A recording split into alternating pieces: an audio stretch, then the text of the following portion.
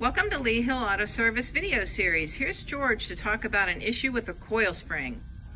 Hi, I'm George. What we have here is an Audi A4 that came from New York. Customers were traveling on a trip and they actually hit a pothole and broke their coil spring, which you can see right here, a broken piece. And this is the other end of it. The coil spring has actually dropped off the strut assembly. And the reason why this has happened because they live in New York. As you can see, there's a lot of salt and debris in the wheel well that's actually corroded the coil spring, causing it to break and left the customer stranded on the side of the road during one of their trips. If this was a safety inspection issue and it was broke, obviously it wouldn't pass inspection, but also it's a big safety factor. So knowing what we know here is this coil spring as well as the strut assembly would need to be replaced in order to get this customer back on the road safely.